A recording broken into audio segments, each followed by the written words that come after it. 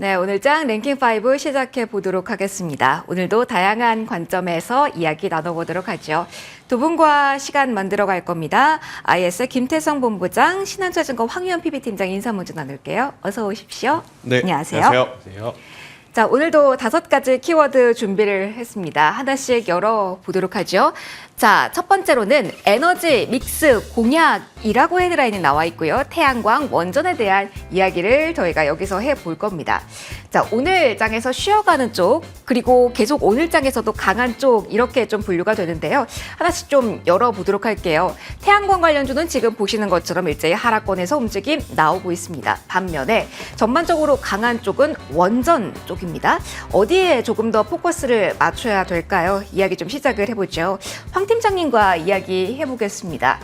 저희 조선 방산 이쪽으로 중심축 이야기를 많이 하다가 신재생으로 팀장님 이 축이 이동을 한 걸까요? 이 순환매 관점을 활용을 해야 되는 건지 아니면 이 중에 콕 찍어서 어느 쪽으로의 답안지를 제출해야 되는 건지 지금은 조금 헷갈립니다. 오늘 장에서 원전이 강하고 태양광 내린다. 어떤 힌트가 될까요?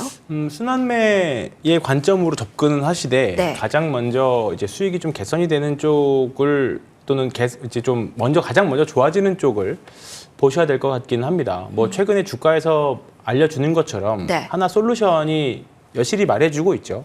그리고 CS 윈드가 따라가고 있는 그런 모습들입니다. 그리고 원전은 원래 뭐 상당히 좀 좋았던 흐름이었고요. 그리고 지금 신재생이라는 큰 카테고리 안에 풍력, 우리가 태양광 이렇게 두 가지 정도를 사실 크게 보고 있었죠. 수소까지도 있지만 네. 수소는 아직은 조금 작은 규모고요. 근데 이제 여기에 원전까지 이제 가세를 한 모양새입니다. 그리고 오늘은 트럼프 대통령이 이제 풍력 단지를 다시 재가동하겠다라는 뉴스가 오늘 오전 중에 좀 나왔어요. 작년에 이제 풍력 단지 같은 경우에는 트럼프 대통령이 당선되고 나서 이제 풍력 단지들을 굉장히 좀 많이 취소를 했었거든요. 그러면서 미국에 있는 풍력이라던가 우리나라 풍력 주식들이 사실 올 상반기에 굉장히 좀 고전을 많이 했습니다. 근데 또 때가 되니까 또 올라오는 그런 모습들인데 이게 비단 지금뿐만의 일은 아닙니다. 트럼프 1기 때도 집권 초기 때는 신재생 에너지들이 좀 별로 좋진 않았지만 뒤로 가면 갈수록 임기 내내 전체 수익률을 봤을 때는 신재생 에너지 쪽 수익률들이 성과가 좋았거든요. 이번에는 사실 어떻게 보면 좀 약간 압축돼서 그런 모습을 보여주는 부분들이 있어서 그런지는 몰라도 지금 미국에서도 풍력 관련, 태양광 관련 주식들이 반등을 좀 시작했고요. 네. 우리나라 주식은 먼저 보여주는 그런 모습입니다. 일단은 기후변화 아주 큰 주제, 토픽에서 인류의 생존 문제와 연결되어 있고 기후변화라는 생존 문제와 연결되어 있고 그리고 기존의 전통적인 에너지들로는 부족한 에너지원을 원전이나 신재생 에너지들로 조그맣게 계속적으로 대응하겠다. 그런 내용을 큰 골자라고 보시면 되겠는데요. 신재생 에너지가 이제 금리도 인하하게 되면 워낙에 대규모 자금 수혈이 들어가는 상황이기 때문에 사실 금리 인하에도 굉장히 좀 많이 영향을 미치는 섹터이기도 합니다. 일단 금리가 이번에 신흥국 강등을 위해서 좀 튀긴 했습니다만 하루 만에 또 빠르게 진정이 됐고요. 그리고 관련 업종들, 관련 주식들의 실적도 1분기 실적도 굉장히 양호하게 나온 편이기 때문에 신재생 에너지는 과거에는 분명히 여러 가지 우리가 테마로 봤었습니다. 근데 그때는 사실 실적이 그렇게 많이 따라오지 않은 종목들이 많았습니다만 이제는 분명히 각 영역에서 수익을 내는 기업들이 많이 나오기 시작했거든요. 네. 그래서 이제는 테마에서 하나의 이제 산업으로 엄연히 되어가고 있는 국민이기 때문에 과거와는 조금 다른 눈으로, 다른 시야로 좀 볼 필요가 있다고 생각합니다. 그래서 오늘 많이 밀리는 하나솔루션 같은 경우에는 또 현대에너지솔루션 같은 경우에는 잘 눈여겨보시다가 많이 올랐다 그래서 두려워하실 필요는 없다고 생각을 해요. 오늘 치고 가는 종목들을 보면 대부분 다 이렇게나 많이 올라와 있는데 더가? 라는 종목들이 대부분입니다. 아래에 있는 종목들이 갑자기 급반등을 하는 시장이 전혀 아니기 때문에 일단은 시장의 수급들도 그렇게 작용을 하고 있다. 이렇게 보시면서 시장의 모멘텀, 그다음에 실적, 수급 이렇게 3박자가 모두 갖춘 게 지금 결국 다 신고가 있는 영역들입니다. 그중에 하나가 신재생 에너지 쪽이기 때문에 관심 가지고 보시면 좋을 것 같습니다. 그러면 하나만 더요. 인플레이션 감축법 관련해서 위축된 부분이 2차 전지와 함께 태양광도 영향을 받고 있다라고 한데 이게 법안이 제출이 된 거고 통과가 된 상황은 전혀 아니지만 관련된 노이즈가 한 번 더 태양광주를 누를 가능성도 지금은 열어놓고 계신 걸까요? 물론 관련된 이슈는 정치적인 이슈는 우리가 감히 예상할 수 없다라고 봐요. 언제든지 관련된 충격이 올 경우에는 우리가 리스크 관리를 해야 될 준비는 하고 있습니다만 방향은 이미 관련된 내용들은 이미 IRA와 관련된 내용들은 우리가 생각했던 범위를 벗어나지만 않는다면 시장에서 예상했던 범위만 벗어나지 않는다면 지금 주가 추세에는 큰 지장은 없을 거라고 봅니다. 만약에 오늘 그랬다면 오늘 상대적으로 2차 전지도 최근에 주가 흐름이 이렇게 갈 리는 없다라고 봐요. 같은 방향으로 움직였어야지. 네. 그렇기 때문에 지금은 일단은 주도 섹터, 앞으로 주도 섹터의 가능성이 나와져 있는 것들이 이미 가격에서 다 보여주고 있다라고 봅니다. 그렇기 때문에 신재생 에너지는 조금 더 긍정적으로 보셔도 될 것 같습니다. 큰 틀에서 이 추세 흐름을 네. 봐라라는 조언이었습니다. 그러면 김대성 본부장님과도 이야기해보죠. 저희 원전 이야기 좀 주로 해볼까 봐요. 연속된 강세가 나오고 있다라는 부분에 포커스를 맞춰도 될까요? 많은 부분에서 뭐 신재생도 같이 가야 하는 되지만 그걸로는 부족하다. 그렇기 때문에 원전이 필요하다. 유럽 국가들도 그래서 탈원전에서 백하고 있는 지금 추세이기 때문에 이 영향을 계속 받으면서 올라갈 수 있을까요? 뭐 어느 후보가 당선될지 모르겠지만 그래도 여러 후보들의 의견들 가운데 종합을 해보면 원전 늘리는 게 아니라 유지 쪽으로도 이야기가 많이 되고 있어서 네. 같이 정책적인 영향과 함께 좀 분석해 주시면 좋을 것 같습니다. 에너지가 진짜로 많이 필요하긴 한 것 같아요. 그런가 봐요. 트럼프가 사실 풍력에 대해서 그렇게까지 긍정적이지 않았는데 지금 미국에서도 중단되었던 또 풍력 발전소 이제 다시 돌리겠다라는 뉴스가 나오는 거 보면 글로벌적으로 전력이 필요한 것은 팩트이기 때문에 신재생 에너지 또 그 안에서 원전주들 같은 경우에는 최근에 가장 시세가 어떻게 보면 가장 강하죠. 그렇게 이제 두산에너빌리티 불과 한 1, 2주 전만 해도 3만 원 넘어가지 않느냐의 질문이 많았었거든요. 근데 이제 벌써 3만 5천 원 이야기를 하고 있고 네. 4만 원 이야기를 하고 있는 상황이지 않습니까? 근데 이제 두산에너빌리티는 강점이 뭐가 있냐면 뭐 체코 원전, 뭐 그로 인해서 유럽으로의 어떤 영역 확장 이것도 중요하지만 가스터빈이 포인트입니다.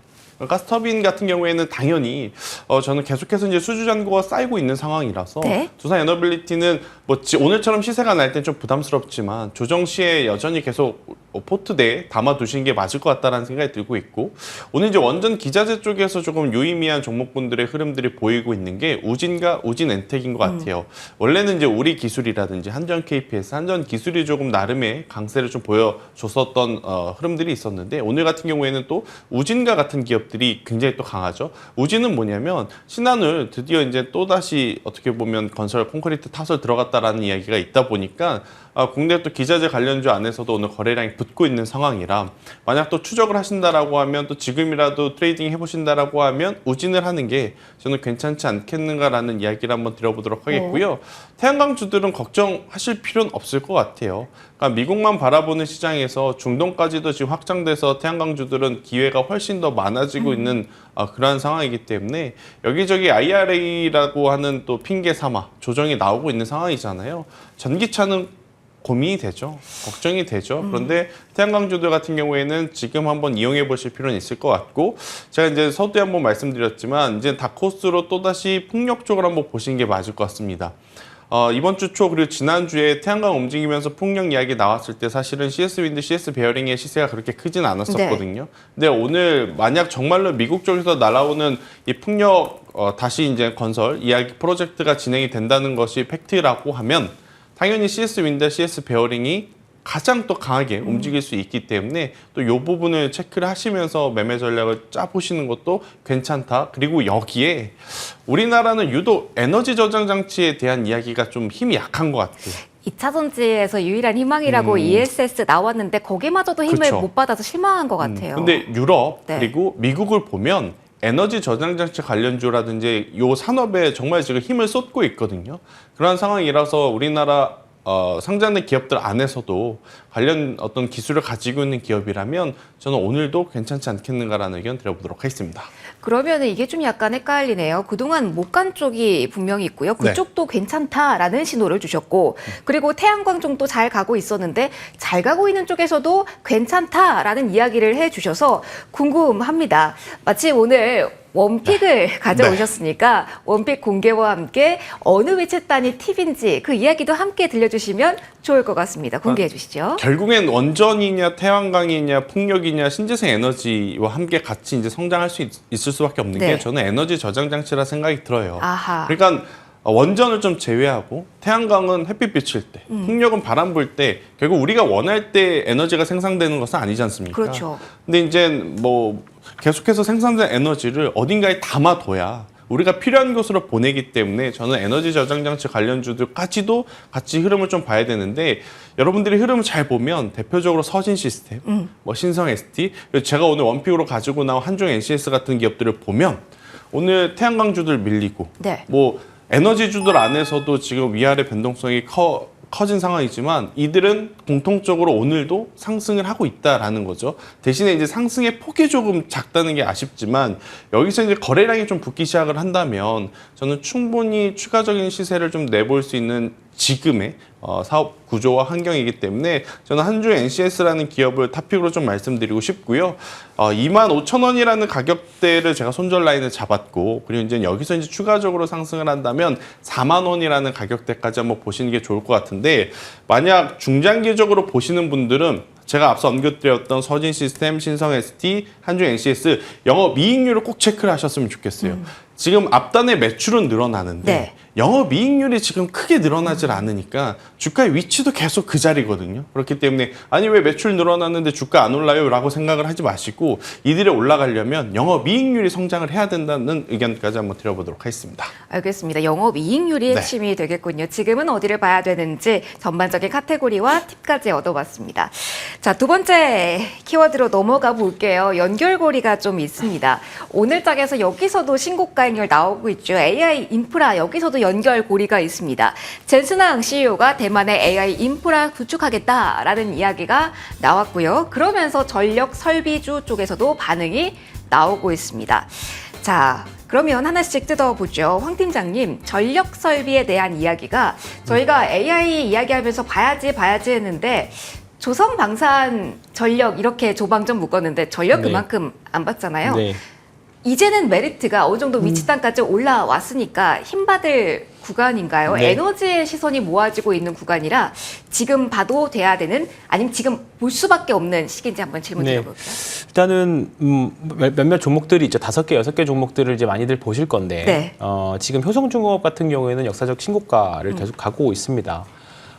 그리고 이번 급락 관세로 인한 하락 이후에 전형적인 V자 반등을 보여주는 게 전력 설비 쪽이 될 것 같습니다. 다만 과연 V자 반등을 이후에 이게 V자 반등이 완성이 될 건지 아니면 반등 이후에 다시 한번 하락할지는 지나서 지금처럼 지나봐야 아는 구간이거든요. 네. 근데 제 기준에서는 차라리 오히려 지금 구간이 저는 더 편하다라고 생각합니다.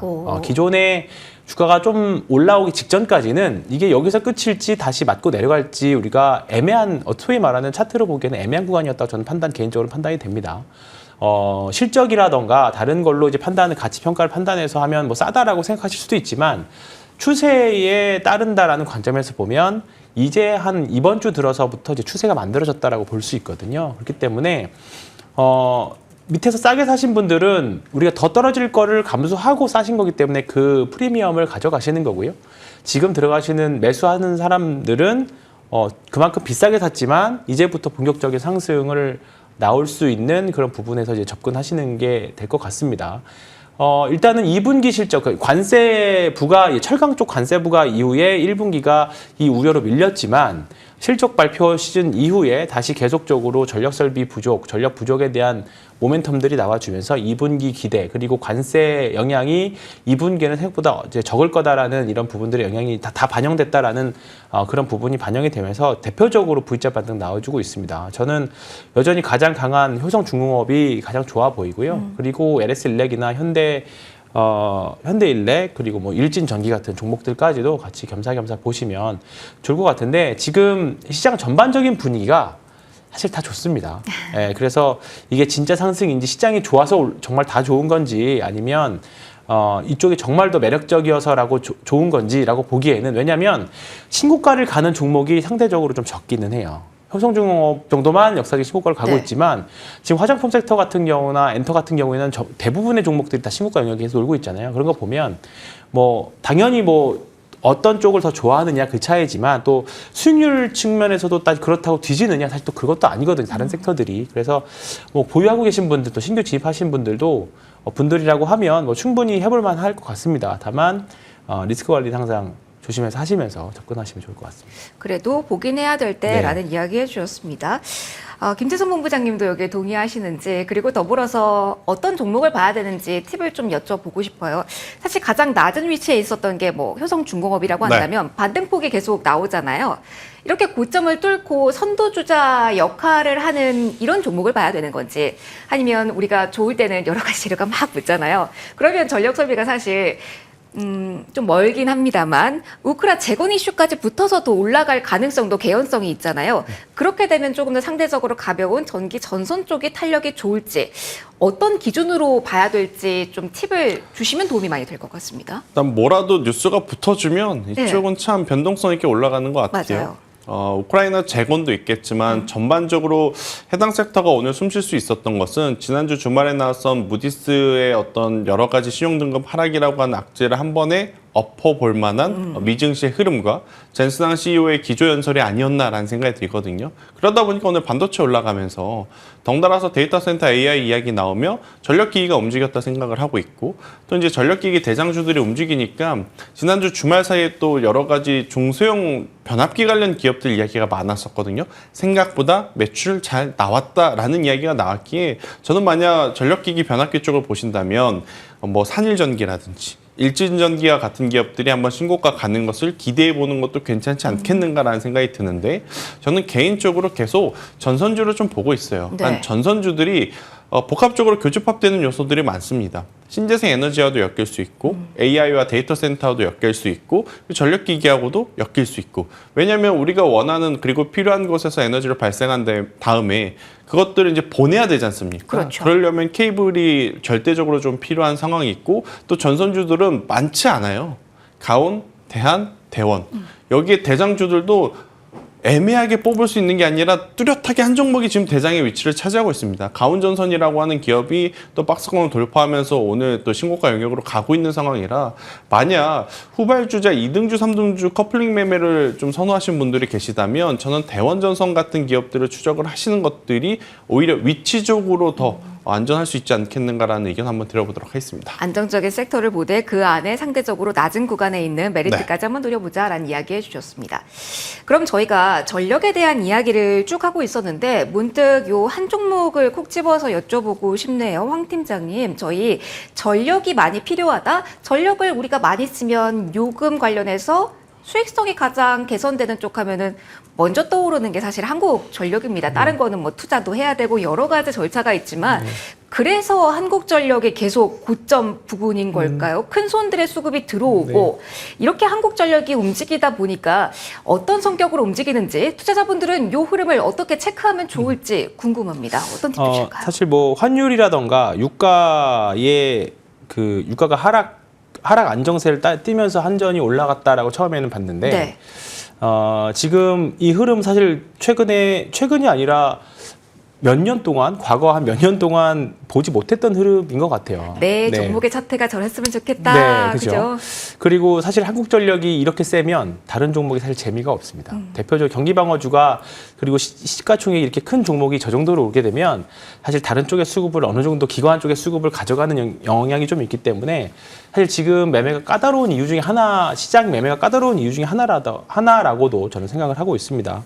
말씀해 주셨던 대로 그런 부분들이 다 복합적으로 제가 말씀드린 것과 앵커님이 말씀해 주신 것들이 다 지금 복합적으로 작용한 것 같습니다. 그리고 이제 전기요금 인상에 대한 내용들이 계속적으로 나오고 있기 때문에 그런 부분들이 종합적으로 반영된 것 같고요. 지금은 전형적인 뭐 대형주 추세 추종을 만들어내고 있는 그런 모습입니다. 다만 이제 최근에 들어서 거래량은 좀 많이 터지고 있기 때문에 시장 자체가 조금 더 리스크 온 모드로 가면서 이제 리스크 오프 모드로 가면서 전반적으로 이제 좀 밑에 있는 주식들, 뭐 바이오라던가 2차 전지까지 반등하게 되면 한전은 조금 쉬는 모양으로 가지 않을까. 너무 사실 지금은 이제는 이제 저는 이렇게 올라간 주식들을 좋아하긴 합니다만 최근에 나오는 거래량이라던가 주가 상승 가파르기 이런 것들 종합적으로 고려봤을 때 조금은 이제 조심해야 되지 않을 시기인가 개인적으로 그렇게 생각해 봅니다. 알겠습니다. 한 점 궁금하실 것 같아서 추가적인 의견까지 저희 체크해 봤습니다.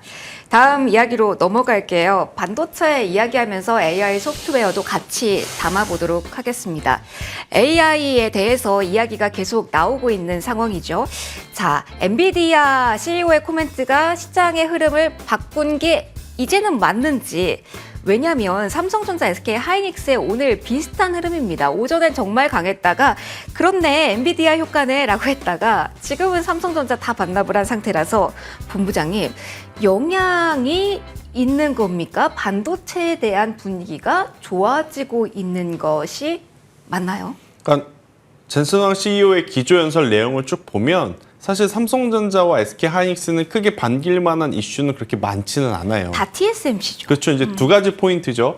작년과 재작년에는 하드웨어 쪽에 이제 집중을 했었던 엔비디아가 이제는 AI 인프라 쪽에 확대를 하겠다라는 게 첫 번째 골자고, 그걸 어디를 거점을 잡을 것이냐라고 했었을 때 대만 시장을 거점을 잡겠다라고 했습니다. 그러면 결국 대만은 TSMC이기 때문에 지금 TSMC와 엔비디아는 사실 갑과 을의 관계라기보다는 공생관계에 더 가깝고, 오히려 TSMC가 슈퍼 을의 관계에 지금 놓여져 있는 그러한 상황이기 때문에 저는 두 기업이 시너지 효과를 내기 위해서 엔비디아 입장에서는 가장 최선의 선택이 아니었는가라는 생각이 들고 있고, 또 이제 대만이라고 하는 나라가 가지고 있는 지정학적인 의미를 생각을 해보면 트럼프에게 조금 힘을 실어주는 거죠. 지금 트럼프의 정책은 뭐가 있죠? 미국으로 들어와라. 그럼 대만도 지금 젠슨왕은 미국 편으로 지금 보겠다라는 저는 의도도 깔려 있기 때문에 어떻게 보면 굉장히 중요한 타이밍에 중요한 위치에서 중요한 이야기들을 했는데, 문제는 SK 하이닉스와 삼성전자는 이렇게 되면 결국엔 그냥 부품을 공급받는, 어떻게 보면 같이 사업을 한다라는 좀 그런 것보다 부품을 만들어서 이제 납품을 해주는 그런 어떤 이 역할이 한정이 좀 되어 있는 저는 느낌이 받아서, 밸류 체인 안에 들어간다라는 그렇죠. 거예요. 받아서 조금은 아쉬운 감이 없지 않아 좀 있었어요. 근데 그런 것들이 시장에서는 시간이 가면 갈수록 좀 이제 나타나고 있는 상황이다라고 생각이 들고 있고, 그리고 이제 삼성전자를 바라보는 시각이 지금 계속 안타까운 상황인 거죠.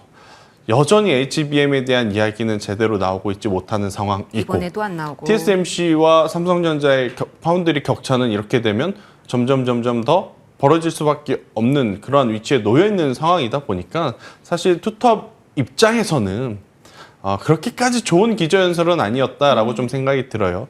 대신에 장비단은 조금 다를 수 있다는 거죠.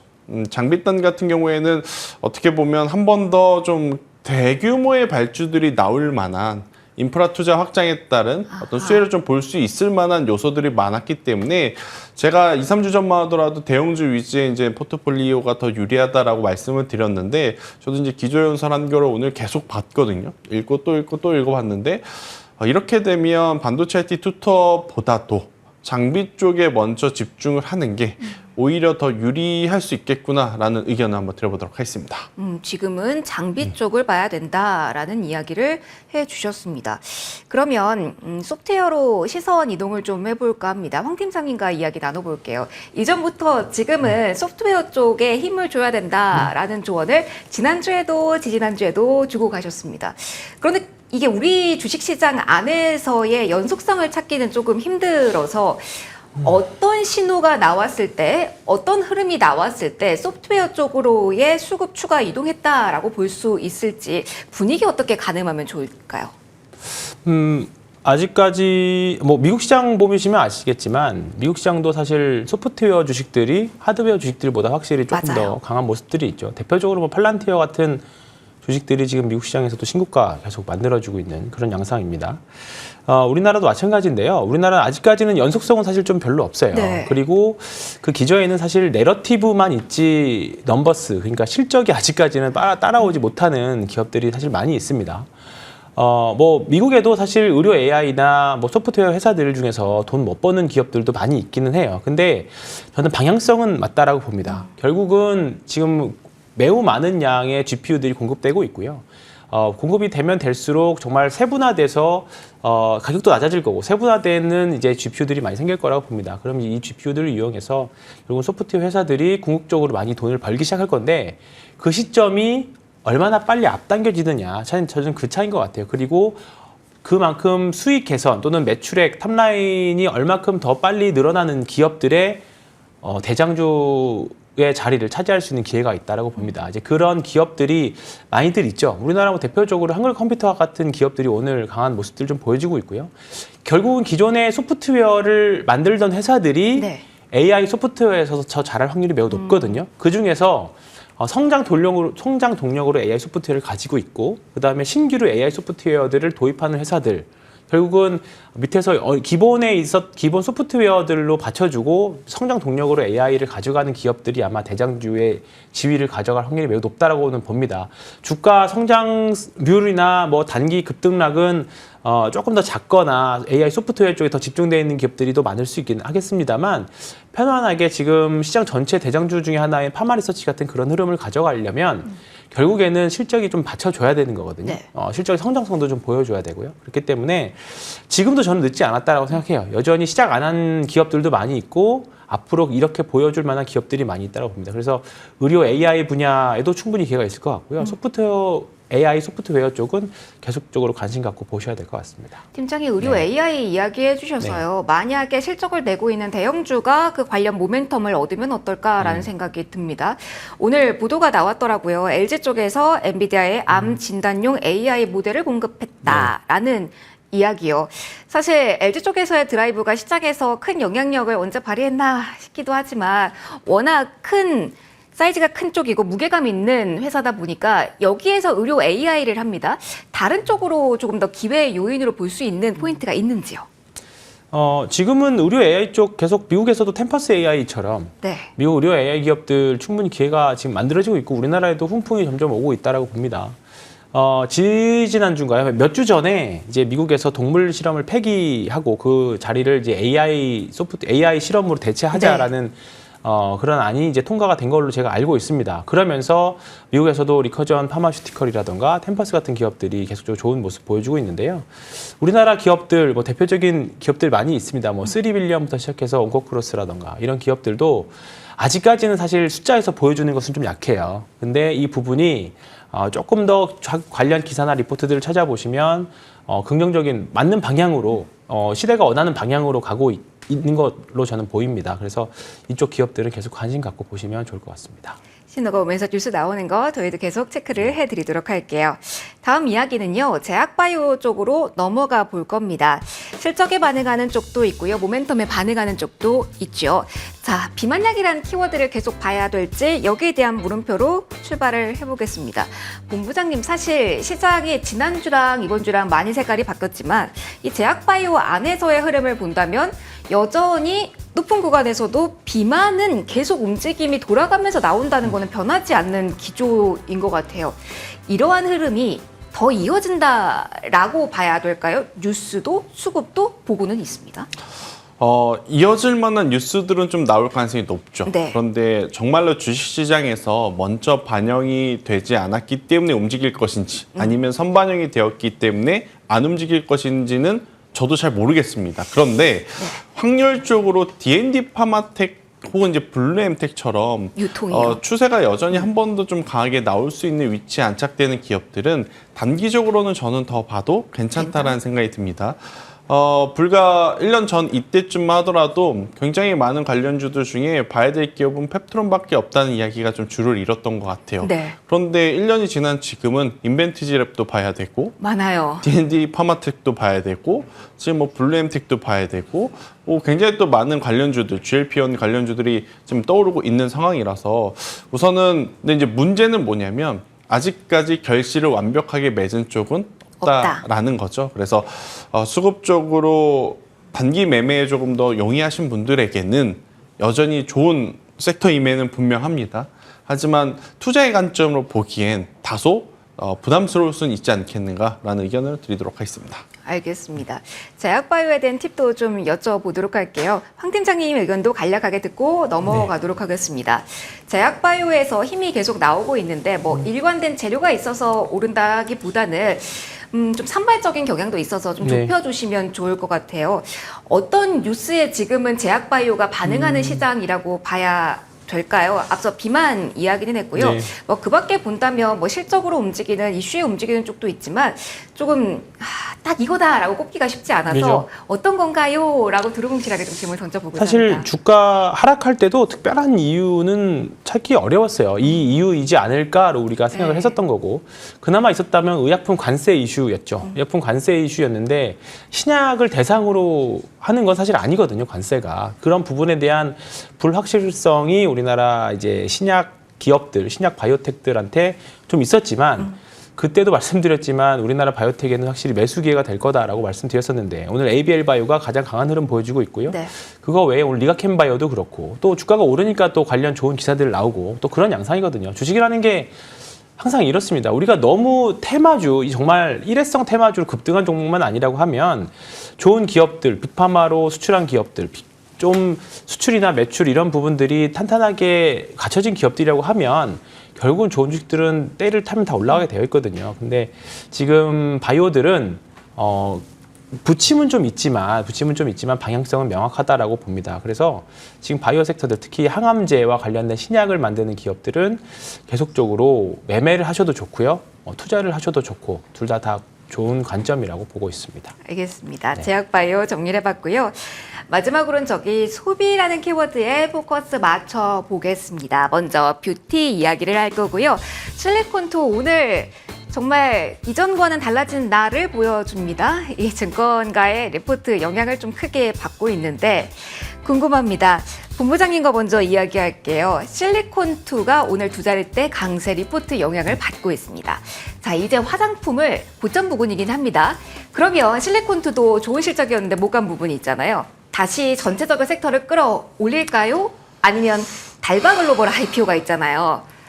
그 IPO 이야기를 지금부터 하면서 그쪽으로 수급이 쭉 갈 가능성도 생각을 이제 해야 될까요? 일단은 조금은 헷갈려요. 그죠, 너무 어려워요. 그러니까 이게 네. 오늘 실리콘투가 가면서 섹터 전체가 강하다라는 느낌보다 일부 몇 종목만 지금 수급에 맞아요. 쏠림 현상이 나타나는 어떤 그런 흐름들이라서 화장품주들을 계속 보고 싶은 마음은 있지만 타이밍 쪽으로는 한 템포 저는 쉬어가는 것도 맞지 않겠는가라는 생각이 들거든요. 대표적으로 지금 한국콜마, 코스맥스가 약간의 또 속도차라든지 이제 시차가 지금 존재하는 상황이 있고, 뭐 실리콘투와 또 VT 같은 경우에는 뭐 지수 난 그런 거 잘 모르겠고 계속 올라가고 있는 그런 모습들을 좀 보이곤 있지만 턱 끝까지 조금은 차올랐다라는 느낌이 들어요. 그래서 가지고 계신 분들은 빠르게 매도하실 필요는 없겠지만 없으신 분들 또한 너무 성급하게 신규 매수하실 필요는 저는 없지 않겠는가라는 생각이 들고 있어서 화장품주들 좋은 건 알겠지만 만약 오늘 저녁에 또 미증시가 기술주 중심으로 또 추가 상승을 하고 내일 우리나라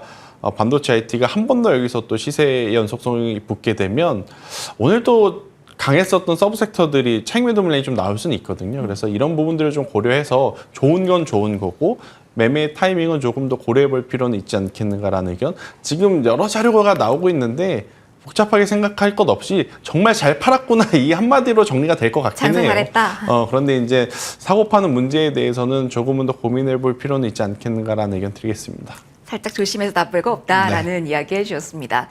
저희 엔터 이야기할 시간도 있을 것 같아서요. 이 부분 황 팀장님과 이야기하고 마무리할게요. 팀장님, 엔터 역시 뭐 고점 부근에서 신고가 영역에 있는 종목들도 꽤 보입니다. 더 봐도 될까요? 라는 질문을 드리면서 사실 하반기에 이름 있는 아티스트가 돌격한다라고 하잖아요. 근데 사실은 저연차일 경우에 흥행을 했을 경우에 남는 게 많다라는 게 엔터의 구조라서 과연 이 빅샷 아티스트들의 모먼트로 오르는 게 따라가도 되는 재료인지 궁금합니다. 어떻게 저희 분석을 해야 될까요? 네, 엔터는 지금 일단 사야 됩니다. 사야 돼요? 네, 보유하셔도 되고요. 네, 지금은 많은 생각을 하실 필요는 없는 것 같아요. 네, 일단은 중국 소비와 관련된 섹터들, 그러니까 엔터 화장품이 대표적이잖아요. 아직 본격적으로 콘서트를 한 것도 아니고, 네. 네, 내러티브는 잔뜩 있는데 분명히 하반기에는 넘버스로 보여줄 위치라고 봅니다. 그래서 뭐 아직까지는 언젠가는 또 주가가 올라가면 이제 고점을 형성하고 내려오긴 하겠습니다만 지금은 계속 신고가를 내고 있는 양상이기도 하고요. 아직 BTS의 컴백을 통한 뭔가 모멘텀이 이제 현실화되는 그것도 아니잖아요. 그렇기 때문에 지금은 매매 구간으로도 충분한 구간이라고 봅니다. 그래서 하이브라던가 JYP, 엔터, SM 이런 종목들은 충분히 계속 가져가셔도 대표적으로 가져가셔도 좋을 것 같습니다. 알겠습니다. 자, 오늘자 랭킹5 여기서 마무리 지을게요. 김태성 본부장, 황희연 팀장 두 분과 함께했습니다. 고맙습니다.